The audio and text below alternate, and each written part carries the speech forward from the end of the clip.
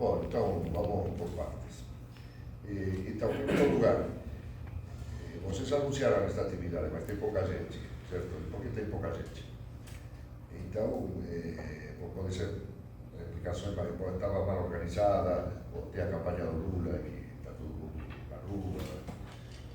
Então, isso pode parecer circunstância, mas é um bom ponto de partida para discutir luta de classes. Na verdade, há um outro problema mais de fundo, certo? A luta de classes não está mais, a questão de luta de classes não está mais no vocabulário político da esquerda, certo? Praticamente desapareceu. E a segunda, vocês organizaram este seminário, entende?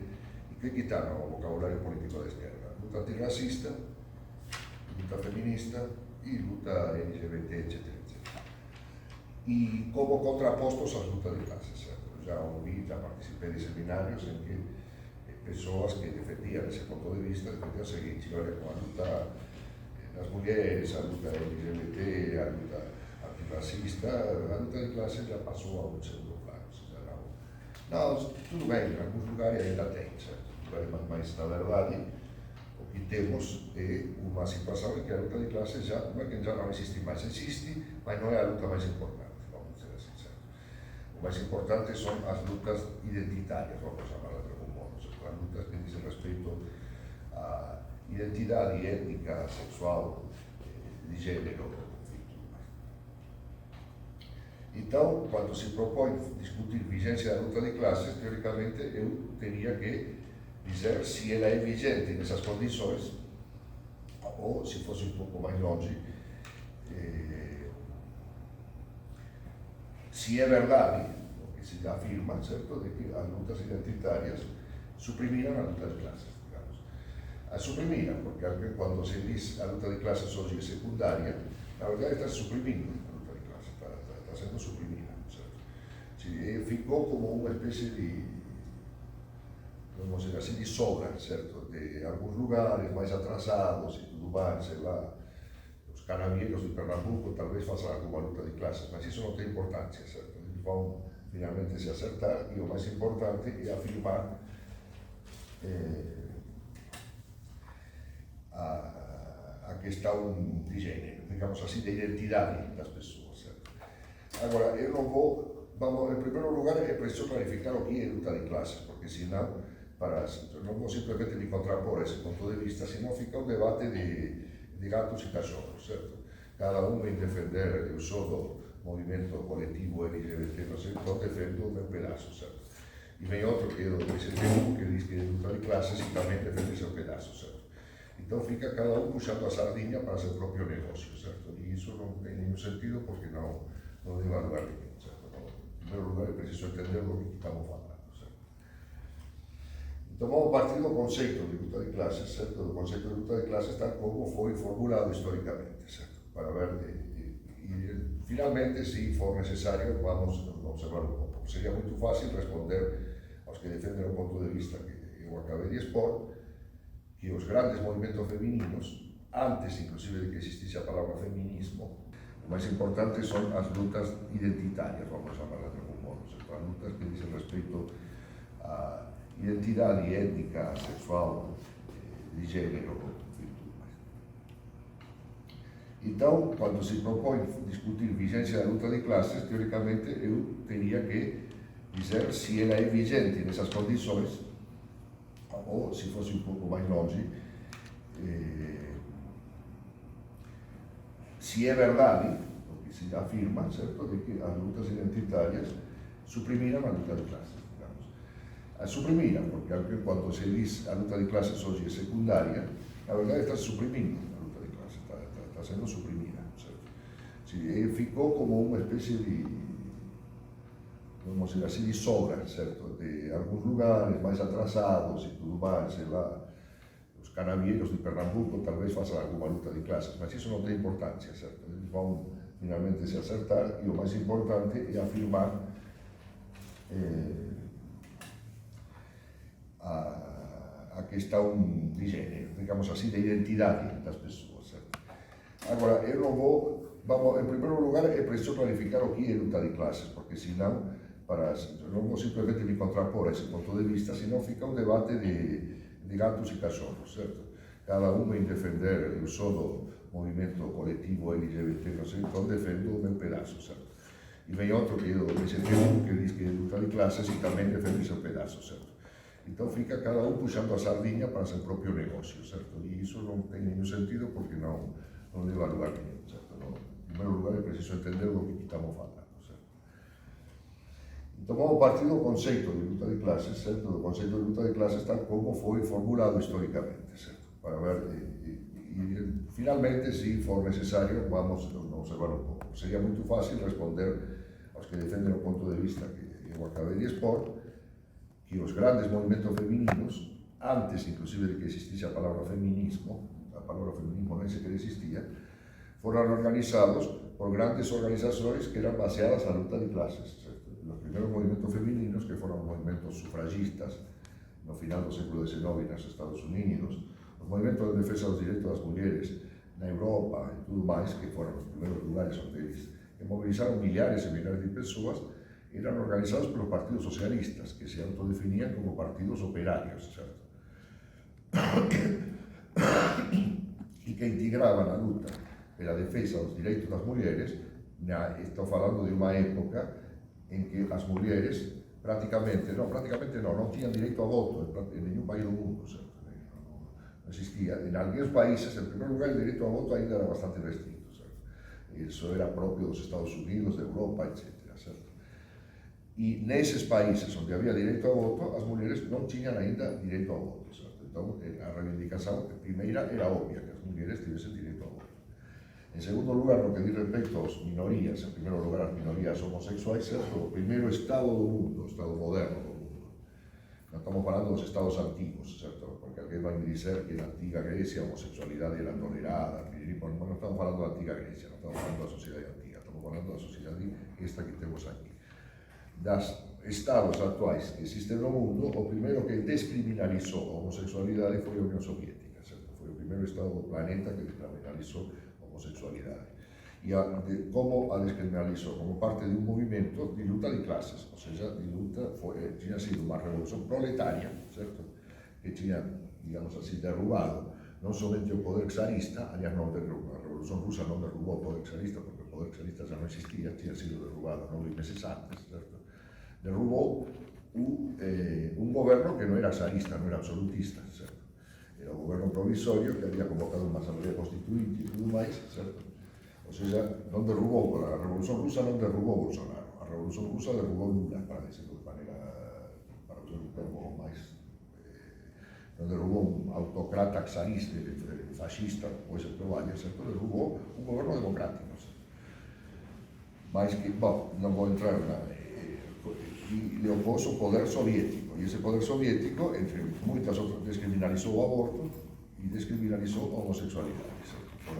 Posteriormente, esa revolución degenerou e sob Stalin o aborto voltou a ser prohibido e a homosexualidade voltou a ser criminalizada. E hoxe temos como heranza disso que Rusia, a actual Federación Rusa, é un país que non recoñece, primeiro non há direito ao aborto e non recoñecen en absoluto os direitos homosexuais, certo? E pior do que iso, os persegue de maneira máis ou menos aberta, certo? Sen ningún tipo de problema, certo?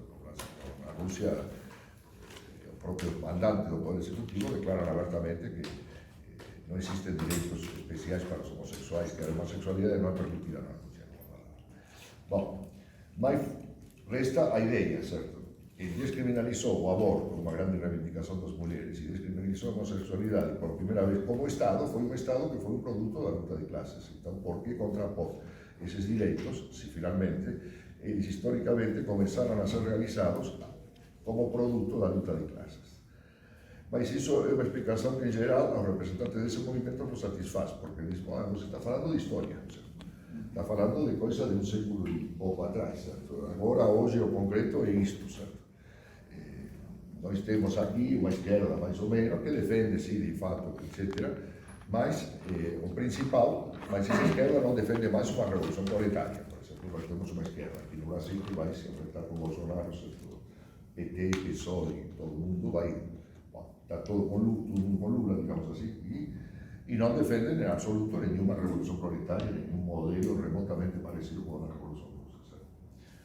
Entonces, por tanto, hizo la vigencia a esos directos. Entonces, en primer lugar, para entender un poco, porque como soy historiador y fui presentado como historiador, vamos a dar un poquito a vigencia de la cuestión, ¿cierto? A vigencia no, a exposición de cómo fue elaborado el concepto de luta de clases. ¿Sabes? En primer lugar, bueno, de onde veio o conceito de luta de clases como ele é visto hoxe en día, certo?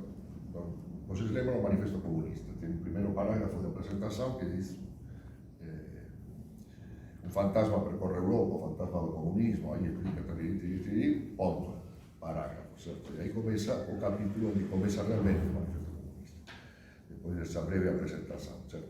E diz assim, a historia da humanidade tem sido, até hoje, certo? A historia das lutas de clases, certo?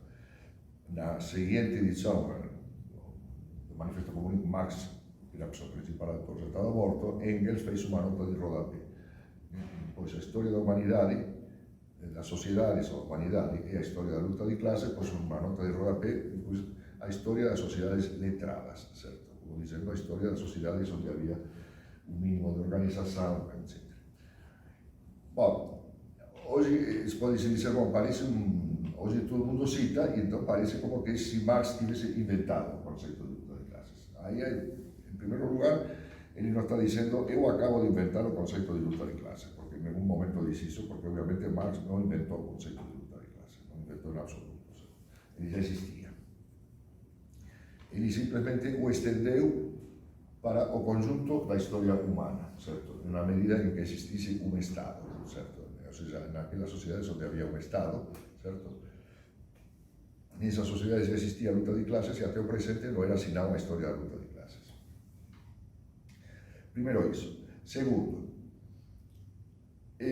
se isso fosse uma evidência, Marx não a diria, porque diria mais ou menos, seria como iniciar um manifesto aqui no Brasil dizendo, sei lá, qualquer coisa, alguma coisa absolutamente óbvia, certo? Neste país, durante 4 ou 5 séculos de existência, nós tivemos escravidão. Bom, isso sabem até as crianças da escola. Se alguém começa o manifesto dizendo isso, pode ser que seja um manifesto bonito, interessante, mas que não vai fazer história, certo? Porque parte de uma coisa óbvia que todo mundo sabe. A afirmação, a história da humanidade e a história da luta de classes era uma novidade, certo? Não era uma obviedade, era uma novidade. No mesmo momento en que o manifesto é publicado, que en fevereiro de 1848, acontecía unha revolución na França. Qual foi a primeira medida desa revolución? A revolución de 1848, emitir un decreto dizendo que as clases sociais estaban abolidas. Nada máis, unha coincidencia histórica. Foi prácticamente quase día por día, certo? En que o goberno decretaba que as clases sociais estaban abolidas. En que sentido estaban abolidas? Por que pensaba que estaban abolidas? Porque se abolían todos os títulos de nobreza, en fin, todos aqueles privilegios oriundos de nacimento, certo? En unha clase social, certo? Muito ben. Era unha ilusão, porque pensaban, os revolucionarios de 1848, que bastaba con abolir cualquier privilegio de nacença para que todo o mundo depois vivese feliz e contente. Non habería máis clases sociais porque os privilegios de ter nacido, certo? Lar nobre serían abolidos, certo? Marx non estaba facendo referencia a ese tipo de clases sociais, aquelas que aparecían como a partir de títulos, certo? Cuando as persoas eran nobres, camponeses, en fin, tienen algún tipo de título, certo?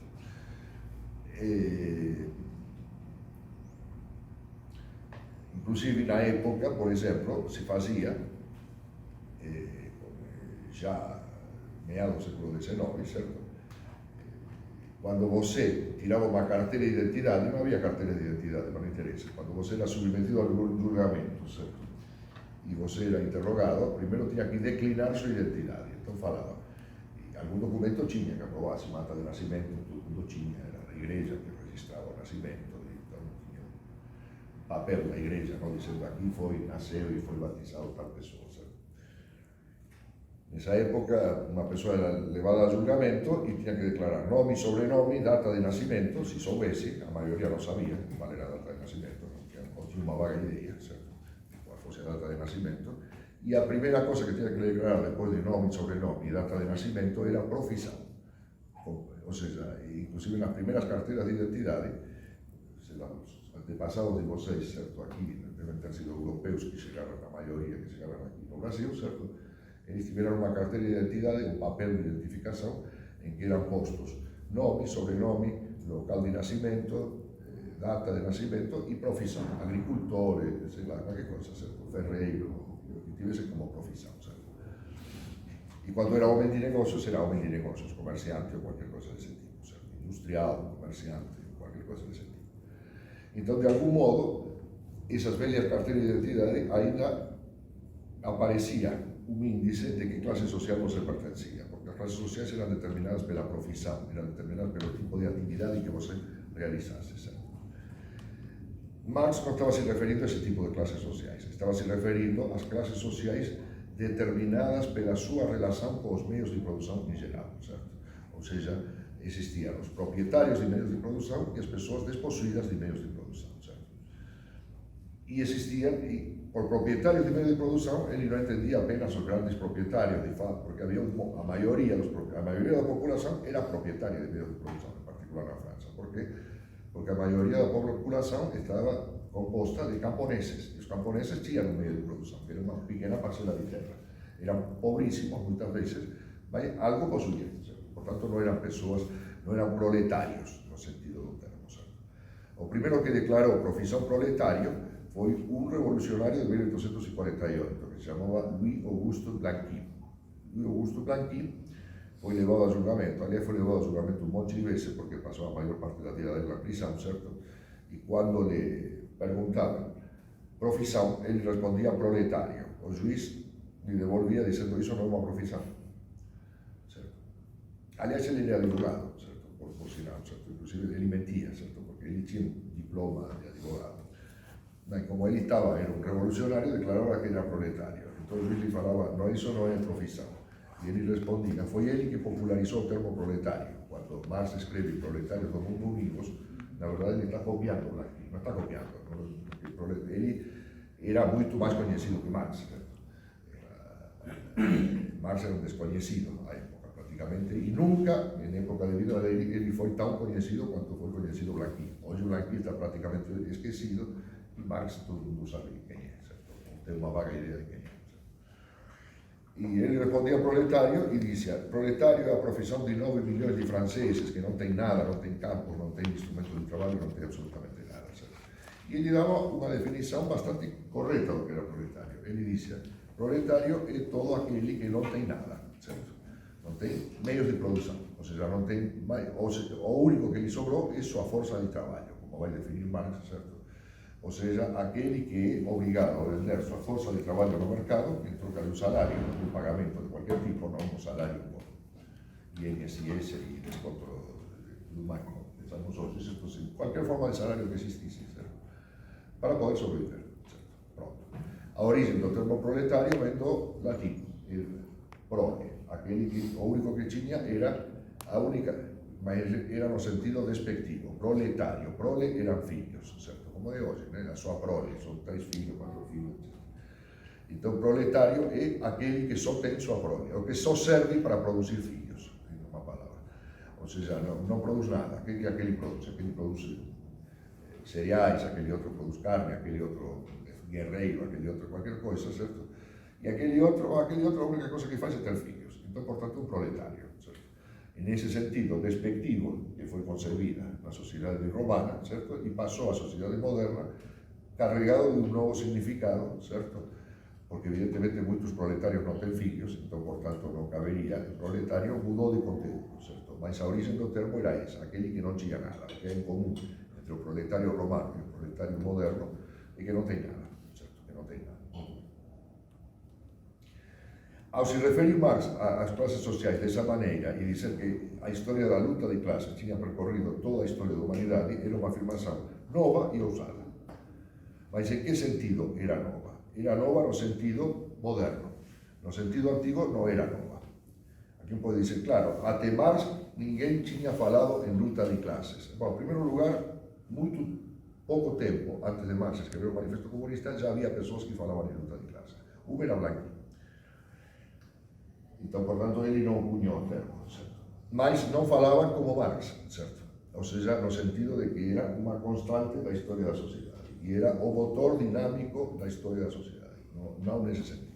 Falava que era uma coisa que existia, mas não lhe dava nesse valor tão abrangente e de chave para interpretar a história, certo? Nisso consistiu a novidade de Marx, certo? Em segundo lugar, e como falavam em luta de classes? A ver, quem falava em luta de classes no sentido moderno? Acabo de designar um, Blanqui. Mas Blanqui não era alguém que escreveu muito pouco, na verdade, certo? Viveu 78 anos, mais ou menos, participou na Revolução de 48, na Revolução de 1837. Ele tem uma vida que de novela, uma vez tomou a municipalidade, o prédio da municipalidade de Paris, certo? E chamou, com um grupo armado, e chamou todos os franceses a fazer uma revolução. Lógicamente os franceses ignoraram, certo? E ele foi preso, como sucede. Ele é considerado, eu escrevi uma vez um texto sobre Blanqui, o chamei o primeiro Che Guevara da história, certo? O Che Guevara do século XIX, certo? Porque ele estava constantemente organizando grupos armados e fazendo... Mas era extremadamente popular entre os proletários de Paris, certo? A Comuna de Paris, que é tão falada, hoje é conhecida através dos textos de Marx, mas os partidários de Marx na Comuna de Paris eram meia dúzia, e os partidários de Blanqui eram praticamente todos. Ou seja, se alguma ideologia política tinha a Comuna, era o blanquismo, certo? No momento da Comuna, por sinal, Blanqui estava preso, certo? E os comuneiros prenderam um monte de generais, padres, etc., e ofereceram assim 100, 200 presos que eles tinham, certo? Em troca de Blanqui, que estava preso numa prisão na Bretanha, certo? Ao governo legal da França, certo? Que estava na cidade de Versalhes, certo? E tal a importância que tinha Blanqui que o governo negou a troca. Preferiu que os comuneiros matassem os padres e generais que eles tinham, oficiais que eles tinham prendido, certo? A tirar Blanqui da prisão, certo? Tal a importância simbólica que Blanqui tinha naquele momento. Bom, Blanqui foi um que falava de luta de classes no sentido de hoje, certo? Mas não era em absoluto um teórico, certo? Não teorizava isso como uma chave de interpretação da história humana. Outras pessoas, diríamos hoje acadêmicas, já também haviam falado de luta de classes, em particular dois historiadores franceses que influenciaram muito Marx. Um se chamava François Guizot, outro se chamava Augustin Thierry, que tinha publicado textos sobre o terceiro estado da Revolução Francesa e sobre a Revolução Inglesa, as revoluções inglesas do século XVII, certo? E depois de analisar, eles chegavam a uma conclusão que não era evidente, certo? Eles, até esse momento, as revoluções inglesas do século XVII, a Revolução de 1640 e a chamada Revolução Gloriosa de 1688, eram consideradas lutas religiosas, basicamente, ou lutas pelo poder político entre pessoas que aspiraban a un poder no monárquico, digamos así, de algún modo representativo, y o poder da monarquía. O sea, eran vistas como confrontos entre frações religiosas e frações políticas. O puritanismo, que era o calvinismo inglés, contra o catolicismo foi banido da Inglaterra como produto dessas revoluções, certo? E interpretaban a Revolução Francesa mais ou menos também nesses termos, certo? Ou seja, as classes que não possuíam privilégios de nascença, ou seja, que não possuíam propriedades de nascença, todas reunidas no terceiro estado, certo? De algum modo, contra os nobres e os padres, certo? Que eram os dois estamentos, digamos assim, governantes do antigo regime. Ou seja, vinham esses dois autores disseram, isso é a aparência da coisa. A luta de puritanos contra católicos, ou a luta dos partidários do novo exército modelo e da representação política contra os partidários da monarquia, ou a luta de todos aqueles que careciam de direitos políticos e que desbancaram do poder aqueles que monopolizavam os direitos políticos, que eram a nobreza e o clero, e proclamaram uma Constituição que, digamos assim, um poder político baseado no que foi a primeira declaração dos direitos do homem e do cidadão, La Constitución que comenzaba con un artículo que estaba escrito: todos os homens nacen iguais perante a lei, certo? Tudo iso, falaban eles, esses dois historiadores, é aparência, certo? Por trás disso há uma luta de classes, certo? Há uma luta de classes, no caso da Inglaterra, certo? Da classe média e de todas as classes contra a classe nobre, certo? Ou contra, en particular, os sectores da classe nobre que eran, además, dispunham de títulos de nobreza, da classe terratenente, da aristocracia da terra, certo? Que dispunha de títulos de nobreza. Ou seja, que faziam o que faz o homem de ciência, vai atrás da aparência do fenômeno e mostrava, falava. É uma luta religiosa, não há a menor dúvida. Não havia como negar que a Revolução Inglesa fosse uma luta religiosa, certo? Se matavam em nome do Papa, do rei, ou contra o Papa e assim por diante, certo? Cortaram a cabeça do rei porque ele era leal ao Papa, certo? Então, portanto, havia uma luta religiosa, mas falava, a luta religiosa não é senão uma expressão ideológica de uma luta mais profunda, que é a luta de classes, certo? Isso foi dito por historiadores franceses antes de que Marx falasse, certo? E é nesse sentido que Marx tomava conceito, ou seja, o substrato da luta, não a evidência, certo? Então, a proclamar Marx a história da humanidade e a história da luta de classes, não estava proclamando uma evidência, certo? Estava proclamando um princípio de análise, certo? Para ir além da aparência das coisas, ou seja, um princípio científico, que se chama, a ideia que foi sintetizada por Marx. Se a essência dos fenômenos e sua aparência coincidissem, não haveria necessidade de nenhuma ciência, certo? A astronomia nasce da reflexão de que não é o Sol que gira ao redor da Terra, porque nossos sentidos nos dizem que o Sol gira ao redor da Terra, mas isso é aparência.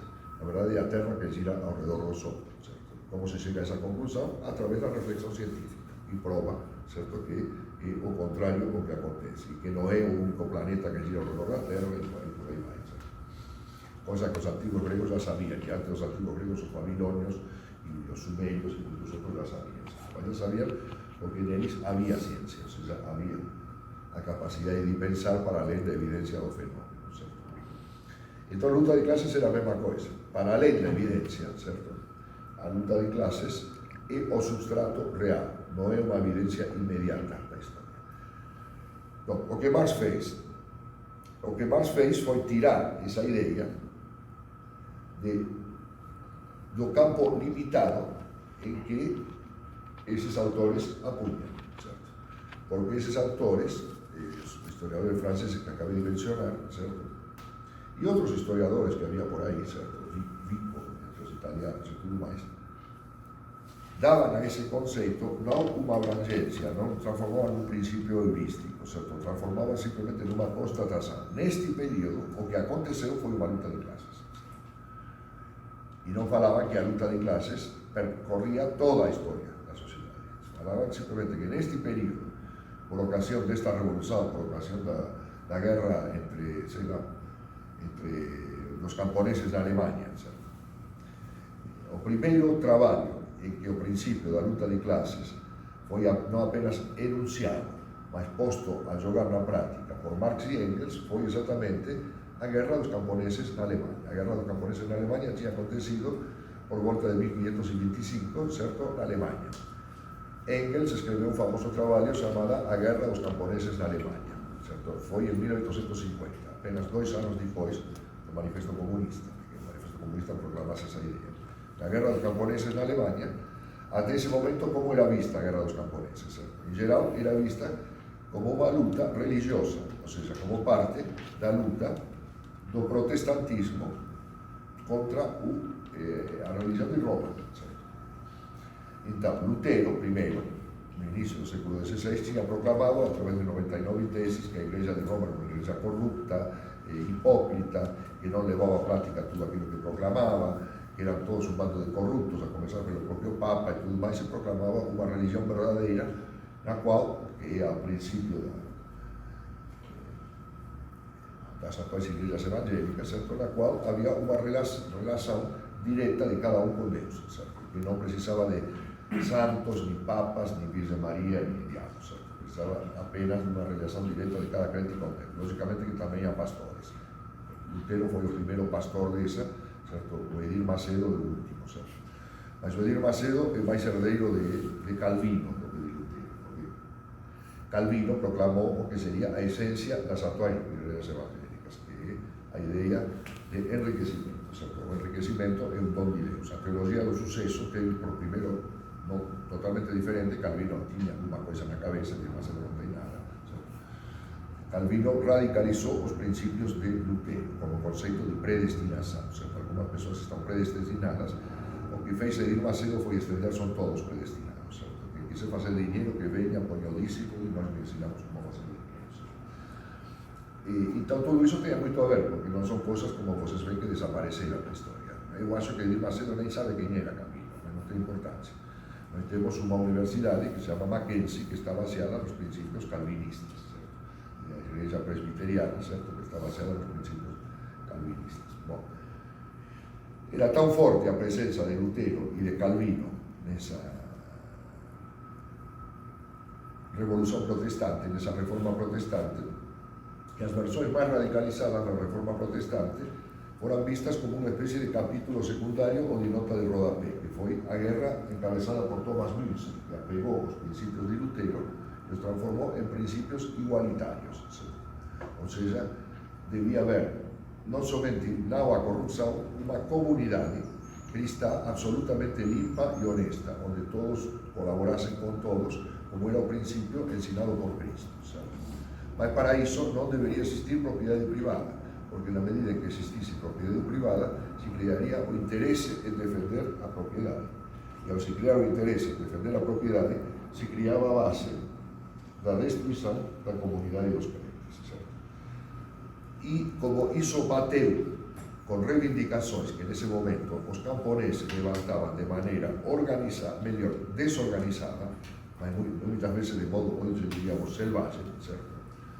Era a anulación das dívidas dos camponeses. Os camponeses tiñan un pedazo de terra, mas na verdade non tiñan, porque estaban endividados con os prestamistas, certo? Que por súa vez tamén emprestaban aos grandes señores feudais, certo?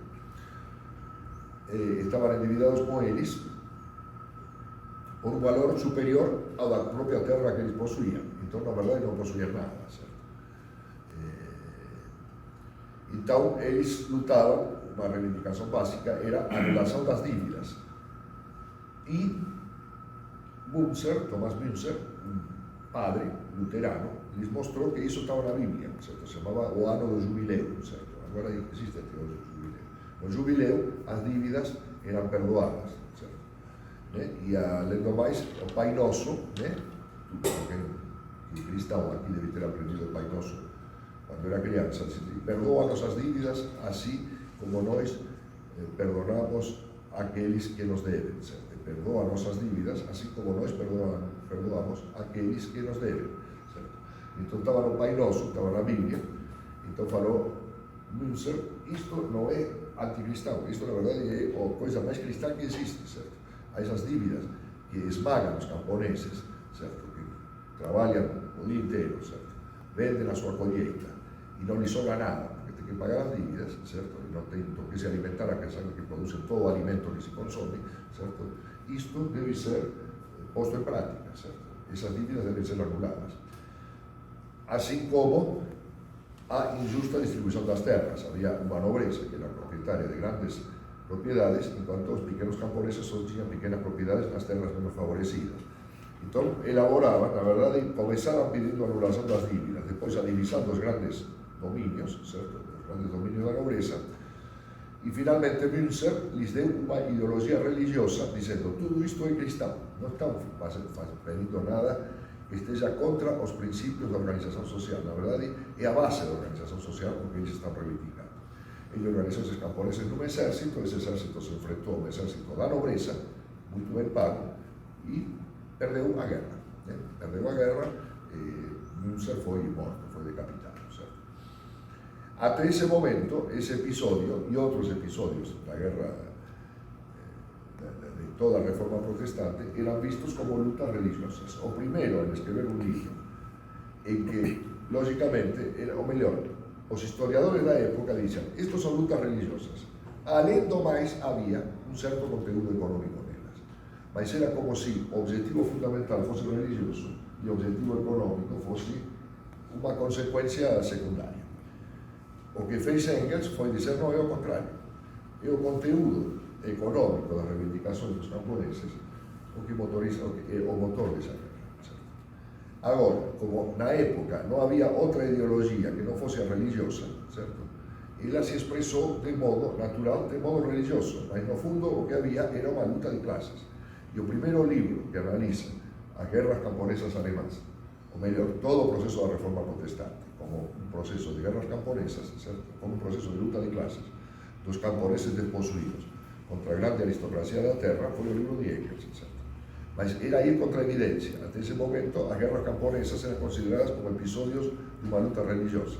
E a partir de aí foram consideradas, ou melhor, os marxistas europeus, começaram a considerarlas como episodios de uma luta de classes. Inclusive porque esses episodios ajudaram a delimitar, certo? O luteranismo,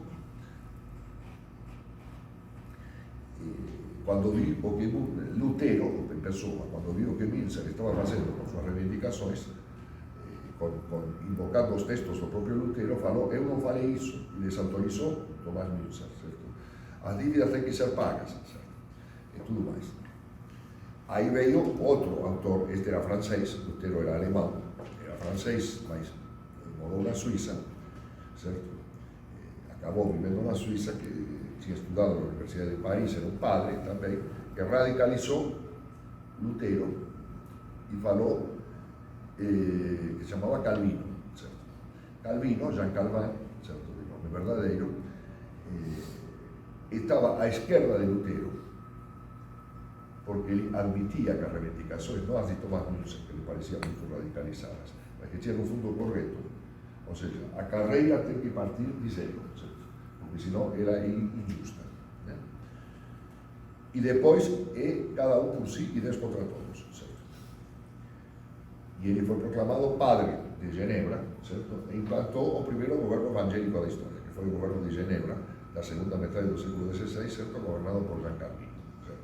Calvin, certo? Hoje temos a igreja calvinista, que é a igreja presbiteriana, temos várias igrejas calvinistas, a mais importante é a presbiteriana, certo? E temos as igrejas evangélicas, certo? Que esquecem que para que todos partam de zero, tem que expropriar todos primeiro, para que todo mundo tenha a mesma coisa.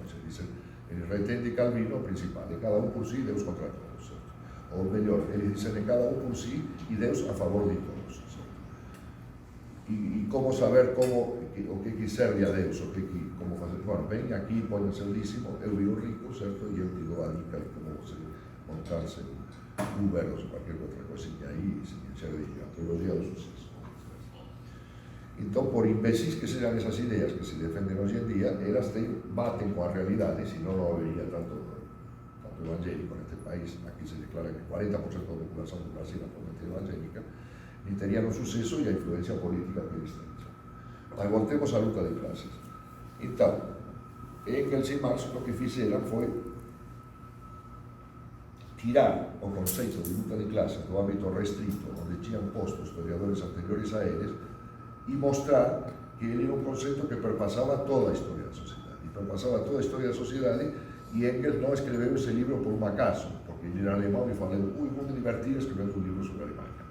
Escreveu porque era uma maneira de mostrar que isto não era um conceito que se aplicava, vamos dizer assim, que pudesse explicar o que estava acontecendo em 1850. Se era válido também para 1550, que era o tempo da guerra camponesa na Alemanha, certo? Para 3 séculos antes também existia, certo? E, portanto, era uma questão geral. Quanto à antiga Roma, as sociedades antigas, dizer como não houve ninguém lá, longe no tempo, porque já havia historiadores em Roma e Grécia que visse a luta de classes. Sim, também houve pessoas que viram a luta de classes nesses tempos, certo? Por quê? Porque era absolutamente óbvio. Por quê? Porque nessa época as classes sociais eram evidentes, eram óbvias, certo? Porque a sociedade estava dividida em classes explicitamente. Os censos romanos, você tinha que declarar nome, local de nascimento, sei lá, qualquer coisa desse tipo, e a que classe social você pertencia. E as pessoas estavam divididas em patrícios, plebeus, escravos, libertos, había 6, 7, 8, 10 clases sociales, dependiendo. Que la misma cosa acontecía en las sociedades asiáticas. Y en las sociedades orientales en general, por ejemplo, Pedro el Grande, la Rusia, ¿cierto? En el século XVI, hizo una tabela, la llamada tabela metrina, ¿cierto? En que se hacía un censo de toda la población, en que la población de Rusia era dividida en 14 clases sociales.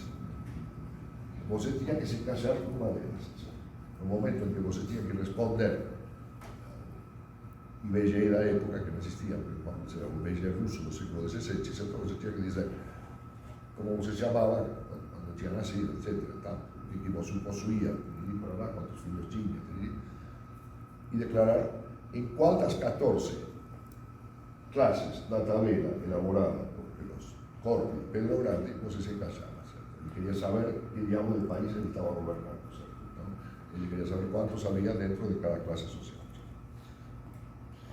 Agora, qual era a ilusão da modernidade? A ilusão da modernidade é que já não havia mais luta de classes. Por quê? Porque tudo isso era fenômeno antigo. Porque qualquer idiota en Roma antiga, quando Espartaco se levantou contra os patrícios, sabia, era obvio, que era uma luta dos escravos contra os patrícios. Por quê? Porque os escravos estavam com Espartaco e os patrícios estavam com o diabo do imperador que tivesse naquela época. ¿Cierto? Então, portanto, não havia nenhum mistério em que aí havia luta de classes, certo? Porque era absolutamente explícito que havia uma luta entre classes sociais. Mas é óbvio que a nenhum historiador dessa época, romano, grego, que fosse, lhe ocorreu dizer, a partir do fato de que aqui há uma luta militar entre classes sociais, este é o princípio que explica toda a história da humanidade. Provavelmente algum deles o pensou, não chegou até nós por escrito. Mas que havia luta de classes era óbvio. Era óbvio, vamos dizer assim, que havia luta de classes nas sociedades pré-modernas, era mais ou menos óbvio, certo? A ilusão da modernidade consistia, já não há mais escravos, não há mais libertos, não há mais patrícios, não há mais plebeus, não há mais pessoas privilegiadas por direito de nascença, na medida em que não há mais classes sociais. E Marx diz, não, a luta de classes continua. Porque a questão agora há algo pior do que a antiga escravidão. Há a escravidão assalariada, ou seja, as pessoas que estão sujeitas, certo, a outra pessoa, ao patrão, por causa de que o patrão possui os meios de produção e ele não possui os meios de produção e tem que vender sua força de trabalho. Isto é a nova escravidão ou escravidão assalariada. Certo? Um termo que Marx utilizou muito, e tanto como luta de classes, todo mundo supõe que seja de Marx, porque foi Marx que tanto usou e porque hoje só se lê Marx, entre os autores dessa época. Mas o termo escravidão assalariada também era usado por autores anteriores a Marx. Marx simplesmente o tomou deles. Um que usava era Blanqui, falava dos escravos assalariados, certo? As pessoas que estavam... Aliás, quem usava era, por falar em movimento feminista, a primeira feminina da história, porque a feminista não era, que se chamava Flora Tristán, que vivia na França, certo? Que foi organizadora do primeiro grande movimento feminino da história. Por volta de 1840, ela falava em escravidão assalariada, antes de Marx. Marx olhava com muito atenção o que Flora Tristán fazia. Flora Tristán que teve uma história curiosa, porque o nome não é francês, é peruano, porque era filha de um aristócrata peruano com uma francesa, certo? Então ela tinha um nome peruano, tinha nascido no Peru, tinha se mudado para a França, e na França ela organizou os palácios da União Operária, ou seja, ela pensava, e nisto que Marx estava completamente em desacordo, e olhava com certo receio para Flora Tristán, que era possível emancipar a classe operária, bastava que a classe operária reunisse todos os seus recursos, certo? Para, em vez de cada um lutar por si, por um emprego, todos juntos se oporem à classe capitalista e se ajudarem mutuamente. E ela falava que todo mundo, todas as pessoas que não possuíam nada, deveriam morar juntas.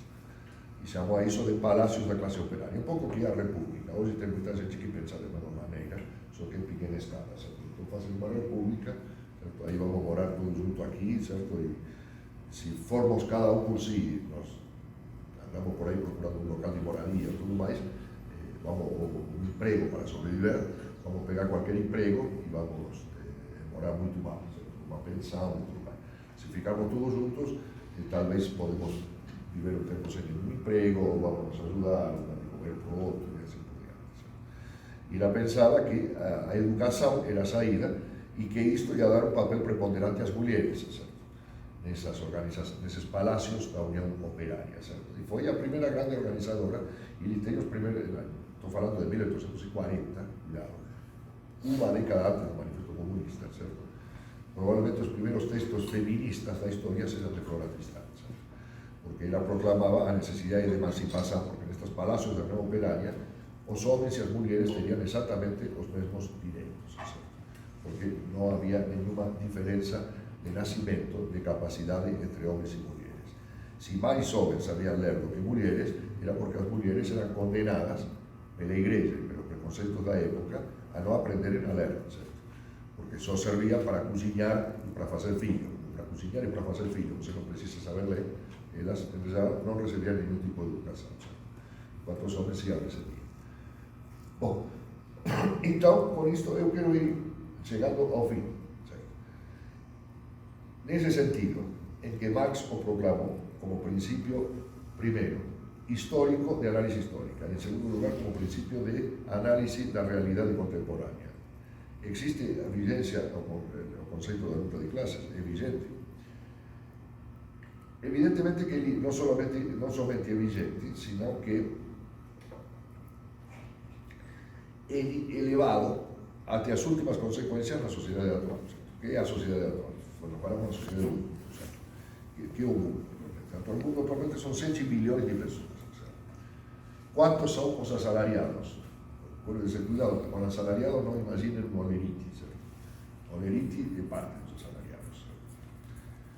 Inclusive porque parte dos asalariados, os que receben un oleriti, non son proletarios. Certo? Que recibe un oleriti de 1 millón ou un prolabore de 1,5 millón de reais por mês, certo?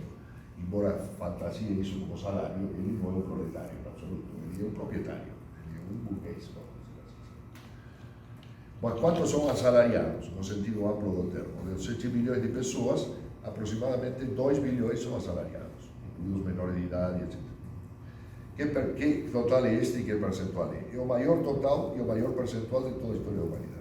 Nunca houve tantos proletarios na historia da humanidade como atualmente. Primeiro. En segundo lugar, con relación á questão das minorías, etc., mas tudo bem. Eu acabo de mostrar como os movimentos que hoje são, já afirman, como representantes das minorias, certo? Seja as minorias afrodescendentes, mulheres que non son uma minoría, as mulheres son maioria, non minoría. En geral, no mundo, país há mais mulheres do que homens, um pouquinho mais. Então chamar o movimento das mulheres de movimento de uma minoria é forçar a barra, não é um movimento de uma minoria, é um movimento de uma maioria. LGBT, enfim, todos esses movimentos existiam antes como movimentos que consiste a situação atual em que a força das suas reivindicações ganhou um primeiro plano. Porque a Revolução Russa, alguém pode me dizer, bom, que a Revolução Russa emancipou os homossexuais, descriminalizou a homossexualidade, que lhe importa? Isso foi suprimido no passado. Eu lhe digo, bom, mas você sabia que a Revolução Russa fez isso? E ele vai dizer, não sabia, mas não lhe dou muito menor importância. Bom, eu estou contra ele quando ele diz que não sabia, ele deveria saber. Certo?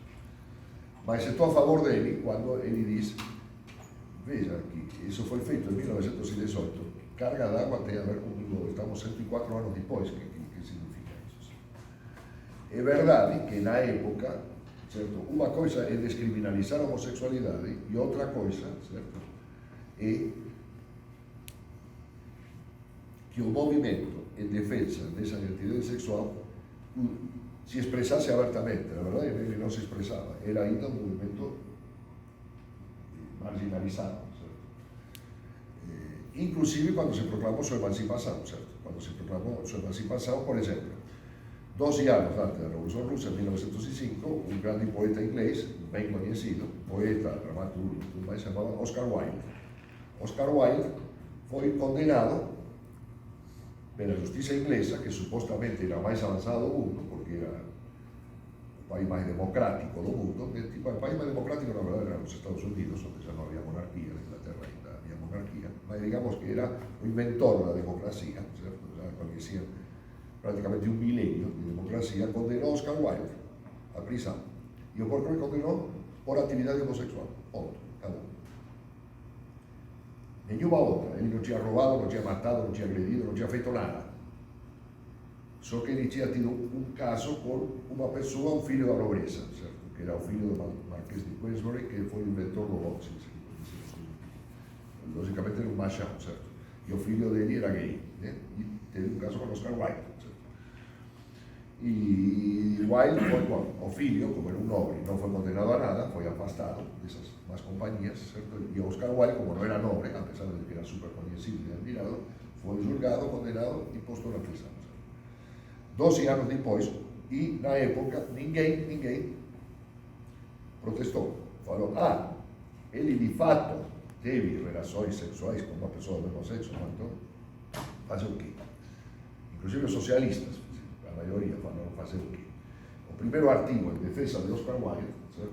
Bom, primeiro ele próprio escreveu, certo? Mas escreveu de maneira literária, certo? O amor que não ousa dizer seu nome, né? Foi a famosa frase de Oscar Wilde, né? E o primeiro artigo público em defesa de Oscar Wilde foi de uns socialistas que hoje passou a história como revisionista, chamado Bernstein, Edward Bernstein, que é o pai do revisionismo. Mas foi o primeiro que publicou no jornal socialista um artigo em defesa de Oscar Wilde e da discriminação da homossexualidade. Eu publiquei, porque ninguém o conhecia, certo? Uma revista que eu publicava em outras épocas, aí, contando histórias, entre passado e futuro, eu dei a conhecer este que foi o primeiro artigo reivindicando expressamente no campo do socialismo a descriminalização da homossexualidade. Mas é importante que quem propôs, como parte de um programa socialista, a descriminalização da homossexualidade foi um socialista. Então, portanto, o movimento feminino, o movimento gay, vamos dizer assim, certo? E para não falar agora, o movimento em defesa dos afrodescendentes, digamos, de todas as raças oprimidas, todas as etnias oprimidas, bom, aí eu não posso dizer que seja socialista, eu tenha sido inventado por marxista porque não foi, certo?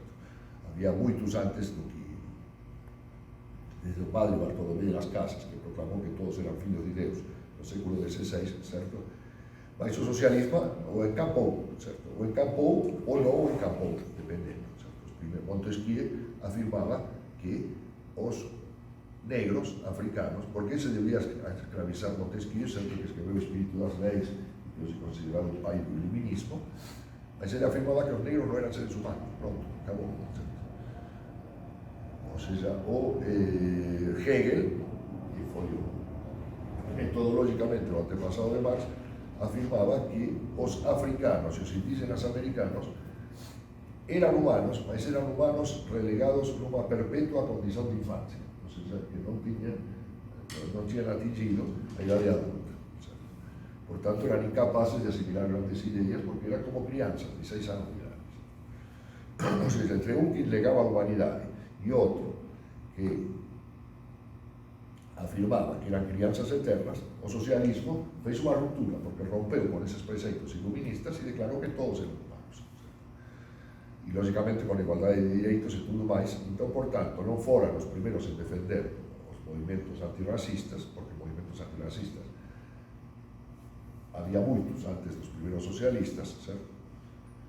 E eram movimentos, basicamente, de natureza religiosa, certo? Grande, o responsável pela abolição da escravidão, inclusive pela abolição da escravidão no Brasil, foi um movimento antirracista, anti-escravidão, que se suscitou na Inglaterra, que teve uma força tão grande, que levou a que a Inglaterra proibisse a escravidão, e como era um país que dominava o mundo, decretasse a proibição do tráfico negreiro em todo o mundo. Em meados de 1850, em meados da década do século XIX. Aproximadamente 1850. A escravidão continuou crescendo no Brasil, mas continuou crescendo contra a polícia inglesa, certo? Porque os ingleses patrulhavam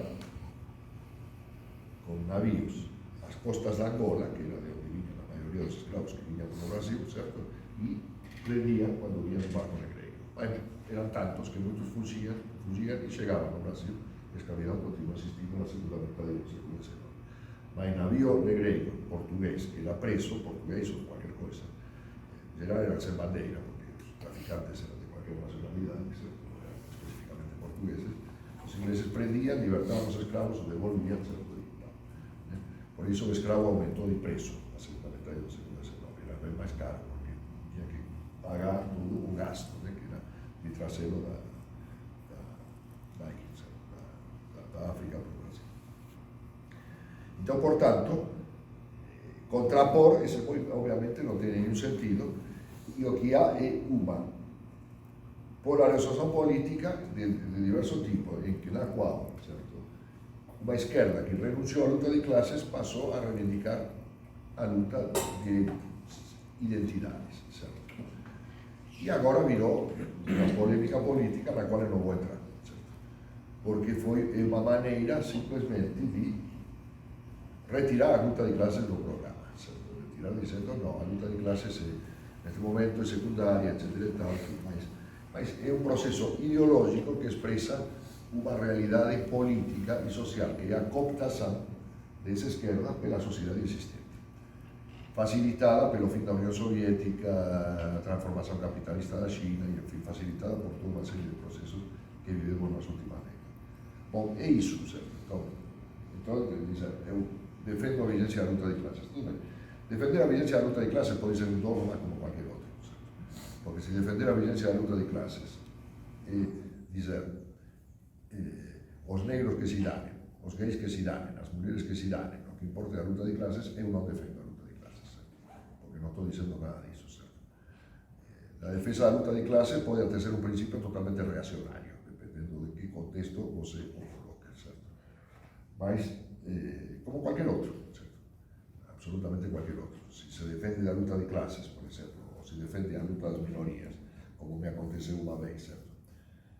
O sindicato que eu estava na direção, ainda estou, não deveria estar, o sindicato dos professores universitários organizou um encontro sobre os direitos dos homossexuais e vieram representantes dos movimentos LGBT bancados pelo sindicato dizendo não há mais luta de classes e sindicatos não deveriam existir, porque os sindicatos são produto da luta de classes, certo? Portanto, blá, blá, blá. E eu digo, desculpe, então por que você aceitou uma passagem aérea em um hotel bancado por sindicatos, se você não acredita mais na luta de classes? Bom, então, dependendo do contexto, eu defendo ou não defendo esse princípio. Mas, como princípio geral, é um princípio de caráter histórico. O ataque de que é objeto, por exemplo, o conceito da luta de classes por parte o atacam em nome da luta identitária, não tem muita importância, para falar a verdade. Nem sequer merece um debate político muito. É um debate político de assembleia. Do ponto de vista irrelevante, digamos assim. Agora, claro, cada momento há um debate sobre qualquer coisa, sabe? E já ouvi aqui, que a USP, ou nas universidades, o que há é uma luta de classes entre professores e estudantes, e coisas desse tipo, né? Agora, inclusive, as 12 horas anuais, 16 horas anuais aí no Departamento de História, e tem um bando de professores protestando e o aluno defendendo, não, que esses vagabundos têm que trabalhar.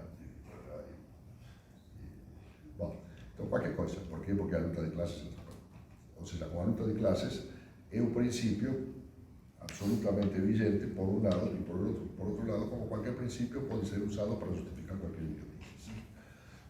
Não tem importância. Desse ponto de vista, não tem importância. Bom, é isso basicamente o que eu queria dizer sobre essa questão. Mas repito novamente, se vocês querem luta de classes pura, não há em nenhum lugar do mundo. E como dizer, a luta de classes é como a mecânica quântica ou como a lei da gravidade. Certo? Elas não são imediatamente evidentes. Elas são as leis que governam o mundo material e o mundo social, certo? Mas não se apresentam de modo evidente. Nunca se apresentaram de modo absolutamente claro, de tal modo que você pudesse dizer, está vendo, isto é luta de classes. Não, é luta de classes, mas para mostrar que é luta de classes e tirar disso todas as conclusões que se derivam disso, certo? A necessidade de organização de um partido de classe, na medida que essa luta é uma luta política e tudo mais, você tem que penetrar a evidência imediata da realidade e mostrar a dinâmica que existe por baixo dessa experiência. Certo? por baixo dessa evidência. Certo? E a única, desse ponto de vista, a luta de classes é um princípio que permite pensar profundamente. Agora, também é um princípio que permite fazer discursos completamente idiotas, né? A pessoa gritar luta de classes ou qualquer coisa, certo? Como se fosse uma palavra de ordem, não tem nenhum sentido. Bom, é isso.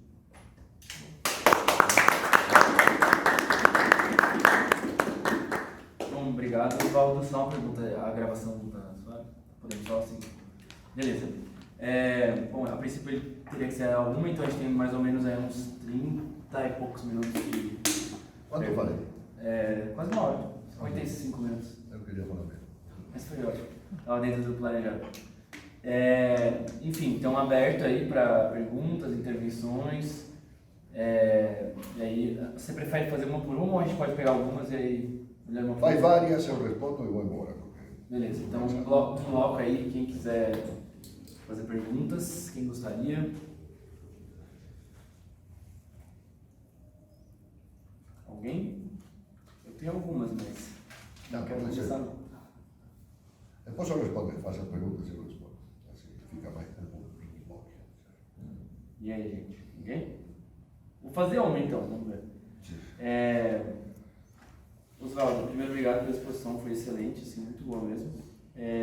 Mas para não tomar muito tempo, para ser bem objetivo, você poderia comentar como a perspectiva da luta de classes pode inspirar a luta antifascista? Porque acho que hoje talvez isso seja uma questão a gente trazer um pouco para o presente, né? Como a luta de classes pode nos inspirar a lutar contra a extrema-direita, combater um fascismo, ou seja, o nome que é neofascismo, o nome que a gente quiser dar para isso. Porque acho que, só para fechar minha pergunta, não sei se você vai responder direto se alguém mais vai perguntar alguma coisa, diferentes perspectivas, né, inspiram uma luta antifascista, né? Seja uma perspectiva mais social-democrata ou uma perspectiva, historicamente falando, né, como o stalinismo pensou a luta antifascista e como o marxismo revolucionário pensou isso também. Se puder comentar isso, tentando trazer para hoje, acho que seria um comentário que pode ser interessante. Eu sei que você escreveu sobre isso também, né? Saiu na Terra Redonda, a questão da Frente Única Antifascista, enfim, vai fazer um tempo já.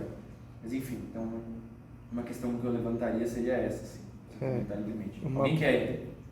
Uma pergunta, acho que de estudante para professor seria pedir referência bibliográfica, assim, porque acho que a ideia um pouco da semana, do evento que a gente está trazendo é retomar as atividades presenciais depois de 2 anos de pandemia, com muita gente que não faz ideia do que é viver a universidade, toda essa coisa de movimento estudantil, voltar no período de eleições. Então, tem muita gente que quer se introduzir ainda nos temas. A ideia que a gente teve na semana foi trazer um pouco de cada coisa, assim. Então, eu acho que para tentar estimular mais que as pessoas consigam se introduzir em todos esses debates, nessas disputas, ter algumas indicações de, olha, o que dá para ler para a gente conseguir começar a se situar um pouco, assim. Então, pedido de referências. Mais alguém quer pegar o barco? Letícia? Eu gostei bastante da exposição, acho que trouxe vários pontos muito importantes para pensar o mundo de hoje, assim. Até se a gente for pensar na atualidade, tipo, a gente tem, por exemplo, no livro Sociedade do Cansaço, Sociedade do Cansaço, de um escritor, um filósofo assim, que é contemporâneo, que é o Byung-Chul Han. Ele fala que a gente está se tornando escravos de nós mesmos, na verdade, com esses novos meios de trabalho, assim, como a uberização, e você ser meio que dono do seu próprio tempo, do seu próprio trabalho. Então parece que é como se, não sei, essa luta estivesse se infiltrando em nós de alguma forma e a gente estivesse se tornando algoz de nós mesmos, assim, já que agora a gente pode ser os nossos próprios chefes, mas sem nenhuma garantia de, enfim, direitos trabalhistas ou de alguma garantia, né, de saúde, de bem-estar. Eu também fiquei pensando assim, se você poderia comentar assim, quais são os caminhos para a superação da luta de classe, se essa luta ela tem um fim, se o fim é não uma revolução, mas se o caminho é a revolução, como que a gente supera essa luta de classe? Se existe uma sociedade possível sem luta de classes, assim. Eu acho que seriam esses comentários, perguntas, assim. Mais alguém? Pode então. Bom, então eu vou tentar, se não houver nenhuma, eu agradeceria que não haja mais, certo? Porque assim depois eu me embora, porque estou muito cansado hoje, repito, acordei às 4 da manhã hoje e não tenho esse hábito, né? Ou seja, não tenho o hábito de dormir tão pouco. A questão seria a seguinte, vou dar uma resposta bem geral. Primeiro, bibliografia e esses autores mais recentes, certo? Em primeiro lugar, o que eu creio, voltemos às fontes. Existe um parágrafo famoso de Marx, que é um esclarecimento, porque já em época de Marx seus conceitos se tornaram mais ou menos divulgados e houve uma interpretação vulgar deles, certo? Ele escreveu para um amigo dele chamado Kugelmann, certo? Um texto que se encontra em uma carta escrita para Kugelmann, que era um médico que tinha participado da Revolução de 1848 na Alemanha e depois se mudou para os Estados Unidos. E foi o primeiro a publicar um texto famoso de Marx chamado O 18 Brumário de Luis Bonaparte. Aliás, a primeira edição do 18 Brumário de Luis Bonaparte é, na verdade, um caderno onde havia dois textos, um de Kugelmann, falando da Revolução de 1848 na Alemanha, e outro de Marx, falando de Luis Bonaparte. E ele escreve, frente a uma interpretação meio atrapalhada do Kugelmann, certo? Que era uma pessoa muito amiga de Marx, tinha sido inclusive seu médico pessoal e tudo mais, era amigo da família, e diz, olha, eu não descobri, nem inventei nem descobri a luta de classes. Diz. O que eu fiz foi o seguinte. Primeiro, que as classes sociais estão vinculadas a uma determinada relação com a propriedade dos meios de produção. Isto é importante porque até esse momento se pensava em classes sociais de uma maneira muito evidente. Que são classes sociais? Nobreza, clero. Não estava determinada por um estatuto político e não por uma relação, hoje diríamos, econômica. Ele teria protestado se falasse de econômica, mas para simplificar, certo? Ou seja, as classes sociais estavam determinadas pelas relações de produção, diferentemente do que até esse momento era a ideia geral, certo? Que as classes sociais estavam determinadas pelo estatuto político das classes sociais. Então ele é bem didático, mas em geral era muito didático na maioria dos seus escritos. No Capital ele não era didático em absoluto, certo? Aí vou apontar uma coisa. Saía todo muito complicado, certo? E aí foi muito ajudado pela mulher, que é a grande esquecida da história, chamada Jenny von Westphalen, certo? E ela foi coautora do Capital, só que esse título, porque ele pegava, ela tinha que passar a limpo o Capital, mas se escrevia com uma caligrafia horrorosa, que só a mulher e Engels entendiam, certo? E a mulher pegava e lhe corrigia, certo? E falava, escuta, você escreve frases muito longas, isto não vai entender ninguém, certo? Então vou cortar essa frase em 3 frases. E foi o Capital que chegou até nós, e na verdade, a transcrição do Capital de Marx pela mão de Jenny von Westphalen. O volume 2 e 3 são a transcrição de Marx feita por Engels, certo? Feito por um procedimento bastante semelhante. E isso nunca foi reconhecido a Jenny von Westphalen, certo? Porque pela situação de subordinação em que se encontrava, era um favor da mulher para o marido, certo? E, na verdade, ela reescreveu o Capital, certo? Que o tornou mais ou menos compreensível. Se tivesse vindo a nós exatamente como ele veio escrito por Marx, teria sido um texto mais difícil do que ele já é, certo? Bom, feito esse apontamento, então, em geral, em cartas aos amigos, ele era super claro, certo? E pão queijo, certo? Então, falava, primeiro, as classes sociais não derivam de um estatuto político das classes, derivam das relações de produção, das relações com o meio de propriedade, derivam das relações de produção, primeira. Segundo, a luta de classes na sociedade moderna conduz à ditadura do proletariado. Ou seja, não é simplesmente, não conduz, como pensavam os revolucionários de 48, que a luta de classes ia conduzir à concórdia universal das classes. Ia conduzir à vitória de uma classe sobre a outra. E essa vitória ia se expressar como um governo que seria democrático, naquele sentido, que se dava a palavra naquela época, que não é o que se dá atualmente, que seria uma ditadura de classe, apoiada na grande maioria da população, que o que Marx chamou de ditadura do proletariado. E, novamente, um pequeno parêntese. Marx inventou a ditadura do proletariado. Mentira. Quem inventou a ditadura do proletariado foi Blanqui. Foi o primeiro a falar em ditadura do proletariado, foi Blanqui. Falou, sob cobertura democrática, é uma ditadura da classe burguesa, ao qual devemos opor uma ditadura do proletariado. O primeiro que disse isso foi Luiz Augusto Blanqui, antes de Marx. Marx o tomou dele. O tomou dele porque era correto, não porque o copiasse ni nada, porque se tornou popular a ideia a partir de Blanqui. Então, primeiro, as classes sociais, ele põe 1, 2 e 3 de Marx. As classes sociais estão vinculadas a um determinado, com as relações de produção, com as relações de propriedade, com a propriedade. Certo? Segundo, a luta de classes conduz à ditadura do proletariado. Terceiro, a ditadura do proletariado não se esgota em si mesma, ela abre uma transição para uma sociedade sem classes. Pronto, acabou. Isso foi o que eu disse. Né? Ponto. Ou seja, escreveu milhares e milhares de páginas, os escritos de Marx nunca foram publicados na sua totalidade. Existe um projeto na Alemanha de publicar tudo o que Marx escreveu, certo? Até as cartas pessoais, poucas delas são conservadas, aliás, boa parte delas foram destruídas pelos destinatários, certo? Mas ele resume, toda a minha vida se resume a estas três coisas. As classes sociais estão determinadas pelas relações de produção. Segundo, a luta de classes conduz à ditadura do proletariado. Terceiro, a ditadura do proletariado conduz a uma sociedade sem classes. Bom, aí vem a questão. Então Marx disse que haveria uma sociedade sem classes onde não haveria lutas. Então Marx propôs o aborrecimento universal, porque vocês imaginam uma sociedade sem lutas, certo? Seria, eu estou de acordo. Ui, o que você falou é fantástico, estou de acordo, estamos de acordo em tudo. Seria uma sociedade completamente aborrecida. Certo? Marx não disse que acabariam as lutas na sociedade. Marx disse que acabariam as lutas de classe. Haveria outro tipo de lutas, mas não lutas de classe. Porque as classes sociais, entendidas como relações diversas e opostas de grupos sociais com os meios de produção, essas teriam desaparecido. Haveria uma propriedade social de meios de produção e a pessoa lutaria. Se faria na guerra.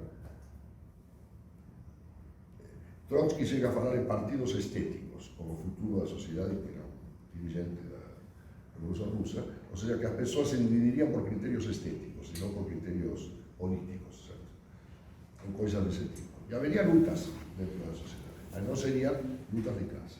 Bom, isso com relação a isso. Segundo, esse autor que você, a sociedade do cansaço, ou seja, que as pessoas se autoexploram, com Uber, enfim, com qualquer coisa, com autoemprego, com empreendedorismo, certo? Que se faz agora, monto minha startup, trabalho 48 horas por dia, qualquer coisa desse tipo. Bom, há muita literatura. Esse autor em particular que você mencionou eu não conheço, mas há muita gente que escreve sobre isso. Certo? Assim como há muita gente que escreve que tudo isso não anula a luta de classes. Há vários autores, um que é amigo meu, chama Ricardo Antunes, que mais ou menos esse serviço lhe faz bem, mostrar que as classes sociais ainda existem e tudo mais. Agora, há uma grande literatura e boa parte dela é muito boa em certas coisas. Agora, tem um ponto em comum. David Harvey, há muitos autores que vendem bastante livro com essas coisas. Agora, de um modo geral, há um problema com essa literatura que tem a ver com uma situação que vivimos atualmente, que não é uma situação histórica, é uma situação política. É uma literatura muito despolitizada. Enquanto você pega, se você pegar os autores clássicos, Marx e outros que sucederam, eram autores que tiravam das observações inteligentes que faziam acerca dos desenvolvimentos sociais novos, certo? Conclusões políticas, certo? Em geral, todos os autores atuais são muito pouco políticos, não tiram nenhuma conclusão política, a não ser uma coisa muito genérica, às vezes de caráter puramente humanitário, certo? Temos que parar de fazer isto, temos que parar de fazer aquilo, qualquer coisa desse tipo. Todos, certo? Burgueses, proletariados, isso não é um discurso classista, é um discurso humanitário em geral. Temos que parar de nos explorar a nós mesmos. E que temos que fazer? Suprimir os computadores? Não, é impossível suprimir os computadores. Ou parar de usar os computadores celulares desta maneira, não se pode. Certo? Então, agora, por que é despolitizada? Bom, por vários motivos. Por motivos que têm a ver com a evolução da esquerda e por motivos que têm a ver com a evolução da sociedade e com os métodos de dominação. Autores que pegaram o chip, me lembro de um autor norte-americano que se chama Os Últimos Intelectuais, que diz que a burguesia norte-americana teve uma habilidade extraordinária. Permite qualquer tipo de expressão de qualquer coisa, Você na universidade pode escrever o que te der na telha. O que te der na telha. Tem gente que escreve que, por dizer alguma coisa, por exemplo, há movimentos organizados dentro da universidade norte-americana que propõem que os antigos estados do vice-reinado do México voltem para o México. Ou seja, que Califórnia, que é o estado mais rico dos Estados Unidos, Arizona, Texas, Flórida, Colorado, etc., voltem para o México. Ou seja, propõem o fim dos Estados Unidos da América, numa palavra, que voltem para o México porque pertencem ao México. Nenhum problema, escreva isso. É mais ou menos a mesma coisa que alguém na universidade aqui propor, sei lá, que o Rio Grande do Sul seja absorvido pelo Uruguai, certo? Ou que o Paraná seja absorvido pela Argentina. Daria um pau na cabeça, não sei. Ela seria declarado inimigo do... Nos Estados Unidos você pode. E tem não somente autores, mas movimentos que defendem que os Estados do Sul sejam devolvidos ao México. Por quê? Porque fica na universidade. Ninguém leva a sério. Autor escreveu um livro, se chama Os Últimos Intelectuais, el norte-americano, se chama Russell Jacob, e diz que teve uma estratégia e uma observação muito interessante, porque ele era muito político, por outro lado, era um cara engajado politicamente, não era um cara que ficava apenas na universidade. Eles confinaram a esquerda dentro dos campos universitários. Aí podem falar o que quiserem. E que, inclusive, tiveram uma estratégia de pôr esses campos fora das cidades, certo? Então, todas as universidades importantes nos Estados Unidos, essas que vocês ouvem falar, Harvard, que é a primeira do mundo, Princeton, que é a terceira, e outras. Eu fui visitante numa delas, que se chama Stanford, que é uma das 3, 4 grandes, certo? E o campo da universidade está fora de qualquer cidade. Para você ir para alguma cidade, você tem que se deslocar. E parece como se fossem dois planetas diferentes. Stanford fica cerca de perto de São Francisco. O que acontece em São Francisco é uma coisa, o que acontece em Stanford é outra, certo? Porque Stanford é um micro mundo onde você fala o que te der na telha, certo? Não tem nada a ver com a realidade. Eles puseram fora. Em parte, então, boa parte dessa literatura é produto dessa divisão geográfica e também política. Perry Anderson escreveu um livro chamado Considerações sobre o Marxismo Ocidental. Nesse livro faz a observação muito importante de que a intelectualidade se marginalizou no movimento sociais de luta, no movimento operário, certo? Então, essa intelectualidade escreve fora do movimento operário, não escreve dentro dele. É uma cisão que acontece depois da Segunda Guerra Mundial, certo? Porque até a Segunda Guerra Mundial, em geral, os chamados intelectuais de esquerda eram filiados ao Partido Comunista, ao Partido Socialista, eram Caio Prado Júnior, Nelson Bernanke Sodré, Monti, Mario Pedrosa, que era trotskista, el otro que era no sé qué, todos pertenciam a correntes políticas. Atualmente, se você pertence a uma corrente política dentro da universidade, você se queima. É o contrário. Você é um cara que está fora da realidade. Aqui falamos o que quisermos. Todo mundo se respeita, todo mundo se elogia, todo mundo é inteligente, mas você não se mete, fica ali fora dessas coisas, certo? E vocês, no departamento de vocês, tiveram um professor candidato, certo? Safatli, certo? Uma coisa que creio em Safatli eu não gosto muito, mas eu saúdo a decisão, certo? De dizer, bom, eu me meto, certo? Eu vou meter a mão na massa, certo? Eu não vou ficar sempre falando pipi, bom, não estou de acordo com a opção, mas não interessa, mas pelo menos é um ato de dizer, estou em alguma coisa, não estou fora, certo? Estou por dentro. Certo? Se ele vai continuar nisso ou não vai continuar, não sei, não tenho a menor ideia. Bom, tudo. O Boulos, que foi um aluno de vocês aqui, foi um aluno formado aqui na filosofia, que foi lá, meteu a mão na massa e depois agora pode criticar, que retirou a cátedra, não sei, qualquer coisa, não interessa, mas ele tem uma trajetória política que pode criticar politicamente, certo? Mas ele não ficou falando para uma plateia puramente interessada em questões acadêmicas. Bom, é isso. Então, portanto, a bibliografia atual, tem muita, mas eu diria, antes de passar, Marx e Engels em 1845 até 1848 chegam à conclusão de que a história da humanidade é a história da luta de classes, certo? E que isso tem que ser dito abertamente. E, imediatamente, logo depois disso, ele escreve 2 livros, um cara, dizendo, vamos provar que isso é verdade. Marx, então, se dividirá na tarefa. Marx escreveu un libro sobre a França, Engels escreveu un sobre a Alemanha. O libro de Marx se chama A luta de clases na França 1848-1850. O libro de Engels se chama A guerra dos camponeses na Alemanha. Bom, te diría, antes de ler todo o restante, leia esos dos primeiros.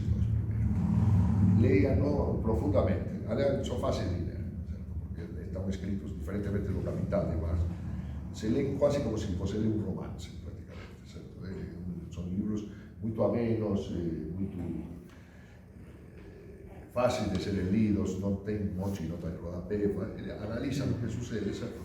Mostran como os movimentos políticos corresponden aos movimentos e de que maneira corresponden aos movimentos das clases sociais, ¿cierto? E fogen de cualquier visión simplista da luta de clases, porque eles dicen a luta de clases na sociedade capitalista é a luta entre burguesía e proletariado, mas na sociedade real existe burguesía dividida en diversas frações, o proletariado dividido en diversas frações, e clases que non son nem burguesas nem proletarias, son as máis numerosas, que son as clases medias. E mostrar como esas clases medias, por exemplo, o análisis de Marx da Revolución de 48, ¿cierto? Ele mostra como as clases medias se alían ao proletariado. Mas que logo depois escreve outro libro chamado 18 Brumario de Bonaparte, que é prácticamente a continuación do primeiro, mostrando como as clases medias, depois de aliadas do proletariado na Revolución de 48, se põen contra o proletariado. En fevereiro de 48 están a favor do proletariado, en julio están contra. Certo? E en julio, as mesmas clases medias que tinham saído junto con os proletarios da periferia para derrubar o governo de Luis Filipe, quando en julio o general Cabañac ataca aos proletarios, certo? Que defendían as oficinas nacionais, a clase media aplaude. Por qué? Porque o proletariado facía moita bagunza e impedía os negocios dos pequenos lojistas de París, certo? Entón mostra como as clases oscilan, certo? As clases intermediarias oscilan e as clases proletarias ten ilusões, certo? Entón, pensar que saindo na rúa todo o mundo ia falar muito bem, aquí estamos oprimidos da terra, e en vez disso a clase media, que 3 meses antes chamaba a eles de oprimidos da terra, chama de bagunceiros, certo? E manda guerra, certo? E quando o general Cabañac entra con as tropas e os masacra, aplaude, certo? Bom, muito bem. O que aconteceu no Brasil? Mesma coisa.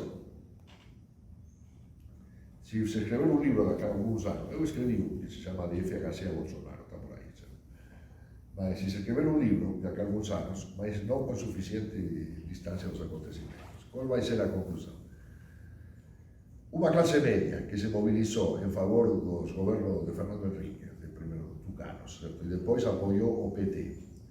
E deixava tudo isso, que viva a Marina Silva como indígena, que defende o meio ambiente, não sei o quê, e aquele outro, um negro aí, a Universidade de Zumbi dos Palmares, e então o momento vira.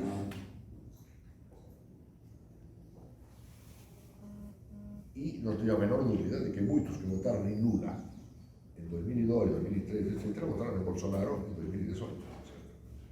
E o mesmo movimento, basicamente, tchau, tchau, das clases intermediárias, certo?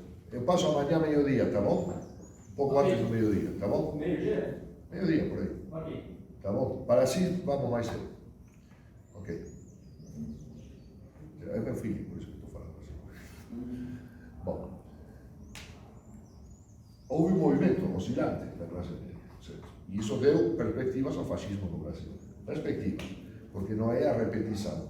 É semelhante ao que aconteceu na Alemanha, previo ao nazismo, ao que aconteceu na Itália, previo ao fascismo.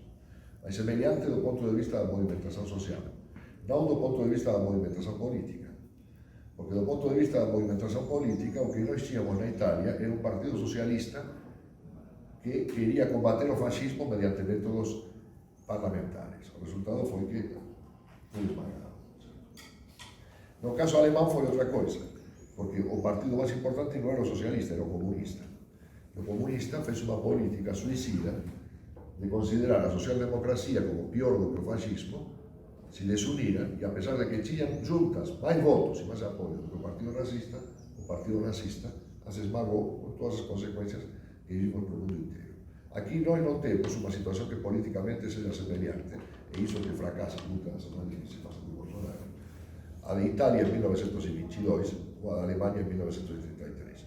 Nós não temos um grande partido socialista que defende métodos parlamentares, porque o PT não pode ser considerado dessa maneira, e temos um grande partido comunista que se contrapõe ao partido socialista. Certo? Temos outra situação diferente, certo? Porque inclusive é uma situação que é o produto do fracasso histórico da social-democracia e dos comunismos stalinistas, vamos dizer assim, no Brasil, certo? Praticamente desapareceram. Certo? Então nós temos um movimento oscilante. Provavelmente Lula ganha no domingo. E não vamos ter essa situação. Então vamos ter um monte de gente escrevendo na Terra Redonda, piriri, parará, porque que se diferencia. Claro, a situação é diferente. E por ser diferente, você não pode se limitar a repetir o que foi dito em relação às classes anteriores. Tem que analisar como é a situação concreta de hoje. Certo? O antifascismo foi um grande movimento na década de 30, certo? E uma grande trapaça, certo? Porque em nome do antifascismo se unificou um grande movimento a escala mundial. E dizer que esse movimento foi inútil, não foi, porque foi um movimento que animou, por exemplo, o pouco que se pode salvar do judaísmo europeu, certo? Quando se organizou movimentos na América Latina, por exemplo, o antifascismo reivindicava que Brasil e Argentina recebessem os perseguidos do fascismo, inclusive os judeus, certo? E alguns se salvaram graças a isso, certo? Ou seja, era mais ou menos como dizer, temos mais a ideologia do antifascismo era uma ideologia que conduziu a esquerda ao desastre. Por quê? Porque falou, luta de classes, sim, tudo bem, mas surgiu um fenômeno novo, é o fascismo. O fascismo suspende a luta de classes. Por quê? Porque nós temos, certo, um elemento novo, que quer trazer de novo a sociedade para a Idade Média. Então, não é mais frente única proletária ou proletária em camponês, etc., contra o fascismo, é frente única de todo, burguesia, proletariado, inclusive alta burguesia, que todo mundo que esteja contra o fascismo deve ser unificado. O resultado se abandona a luta de classes em nome da luta contra o fascismo. Perfeito. Que é o que está fazendo a esquerda brasileira? Está abandonando a luta de classes. Está fazendo isso. Mas está fazendo em condições diferentes do que aquela da década de 30. Porque o problema consiste no seguinte: não está fazendo isso em relação ao discurso classista anteriormente prevalecente, porque esse discurso não existia. Então, certo? E como se coloca a questão de hoje Lula contra Bolsonaro. Certo? No movimento em favor de Lula contra Bolsonaro, claro, há um abandono às reivindicações classistas, mas não um abandono total, porque não há um combate ao discurso classista por parte da frente que está com Lula. Tenta integrar tudo. Certo?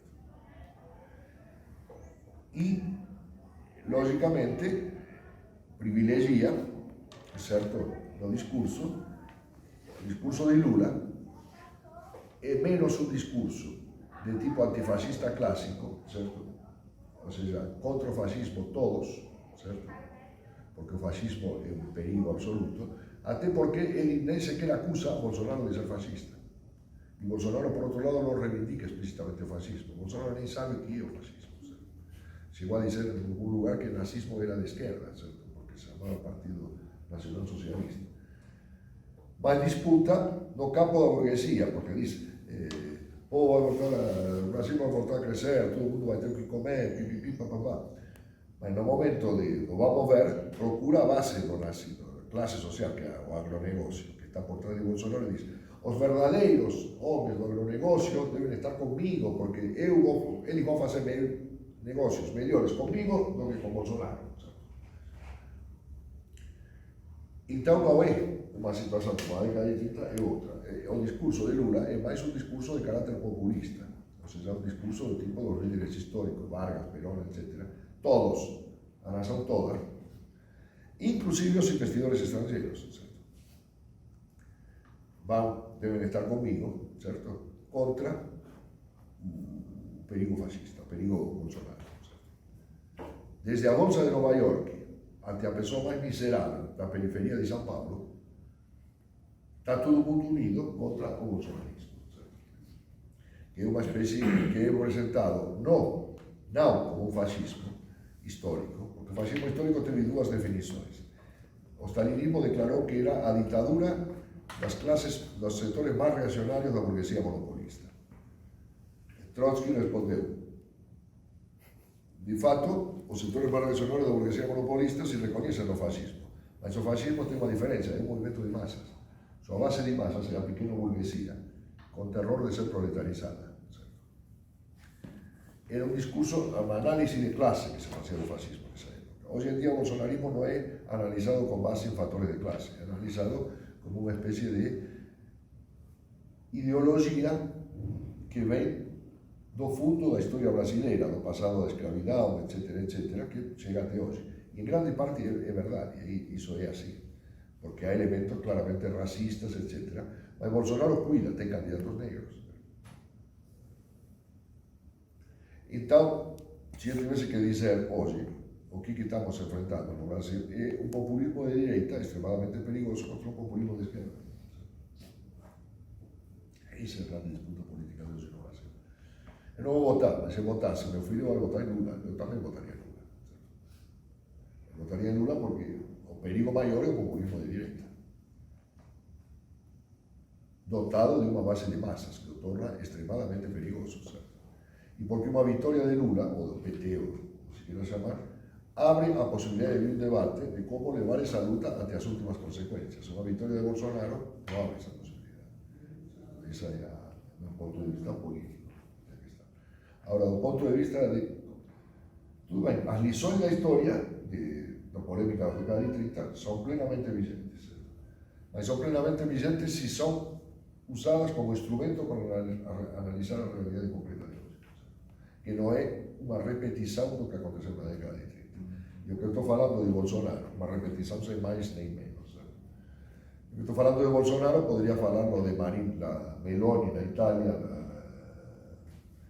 Marine Le Pen na França, Orbán na Hungria, são fenômenos, ou o principal de todos, que não é nenhum deles, nem sequer Bolsonaro, é o Trump, nos Estados Unidos da América. E vai ganhar as próximas eleições. As legislativas de agora vai ser ganhar pelo Partido Republicano Trumpista, hegemonizado por Trump, o que pode levar a uma virada, porque Trump não vê com bons olhos o auxílio incondicional que Estados Unidos está dando à Ucrânia com a Rússia. Pode levar a uma crise muito grave. Na política internacional dos Estados Unidos é uma autêntica catástrofe. Por isso que a burguesia norte-americana não vê com olhos confiantes nem a Trump, nem a Bolsonaro, que talvez seja, se Lula vencer, uma chave da sua derrota. Ou seja, ele é bom no sentido de que ele consegue dar a uma política anti-esquerdista, anti-operária, uma base de massas, mas ele é ruim no sentido de que é uma pessoa totalmente descontrolada. Na Argentina se diz, é um macaco com navalha. Ou seja, é um sujeito que tem uma arma perigosa, mas é um bicho. Não se sabe o que ele pode fazer. Ele pode brincar e cortar uma banana em pedaços, depois comer a banana, ou pode pegar na navalha e enfiar na tua barriga. Você não sabe o que pode fazer. Então, é um indivíduo que é perigoso aos olhos da própria burguesia norte-americana, dos setores mais importantes da burguesia norte-americana, que não confia nesse tipo de soluções. Historicamente não confia. Porque considera que quebrar o Estado parlamentar é muito ruim. Porque, como dizia Engels, é a forma mais perfeita do domínio do capital. A que menos perigos oferece. E tem antepassados desta oposição. Em 1930, 32, mas para ser mais preciso, a burguesia norte-americana esteve ante a opção. Su primeiro parlamento no 1830. Porque a crise era terrível. Tinha vencido um governo com um programa de New Deal, um governo candidato chamado Roosevelt, certo? Com uma política de paliativos e de reforma do sistema financeiro para combater a crise de 30 que estava pior do que nunca, certo? con millones y millones de desempleados, el Partido Comunista que crecía, manifestaciones por todas partes. Roosevelt propôs un programa de reformas muito fortes, que iam suprimir a grande maioria dos bancos dos Estados Unidos da América. A grande maioria fechou. A reforma financeira feita por Roosevelt. E os conselheiros de Roosevelt falaram: olha, se você apresentar este programa no parlamento, ele vai ser objeto de tais cortes, certo? Que vai ser denaturado, então não vai servir, certo? Então, qual é a solução à pergunta? Fecha o parlamento. Governa por decreto, por um tempo. Faz toda a reforma e depois convoca eleições de novo. E Roosevelt teve em cima da mesa duas propostas. Tentar implementar esse programa com o parlamento ou sem o parlamento. Sem o parlamento era mais rápido, era fecha o parlamento e manda o decreto. Fecha os bancos por um mês, faz a reforma, faz isso, faz aquilo. Optou por ficar com o parlamento.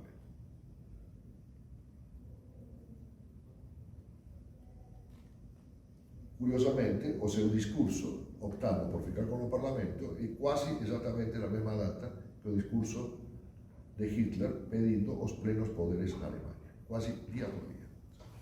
31 de janeiro de 1933. Ele opta pelo tratar parlamentariamente a crise de 30 com base numa legislação de exceção que tinha sido realizada durante a Primeira Guerra Mundial.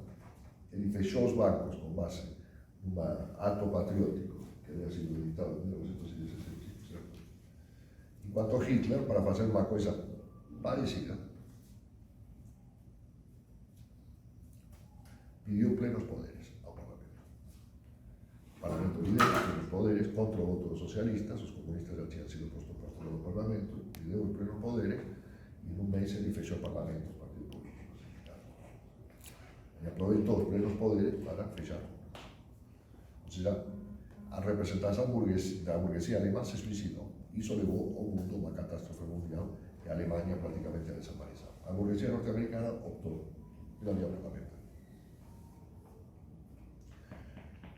Por isso que a burguesia norte-americana vê com bons olhos Bolsonaro, mas também não vê com maus olhos.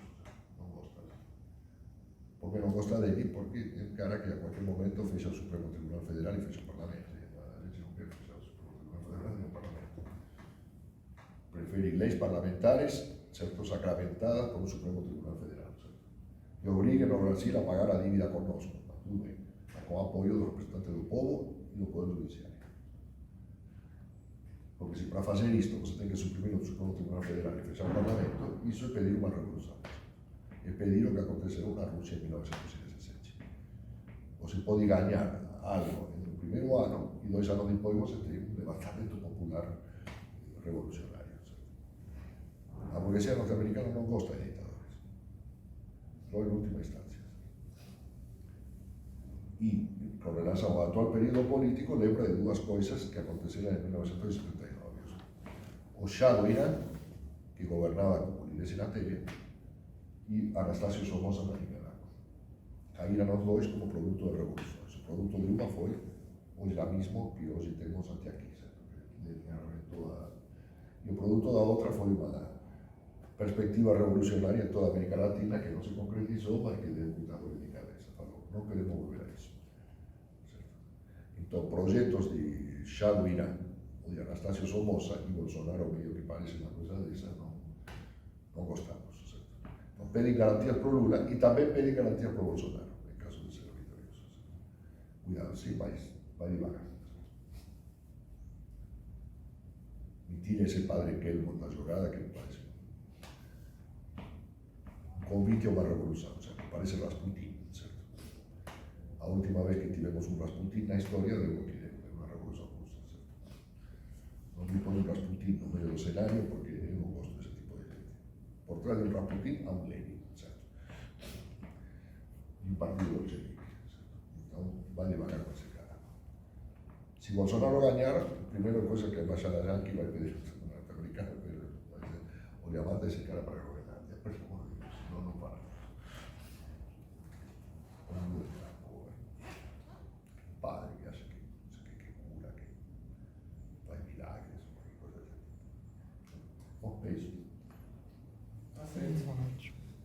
obrigado, que eu já acho que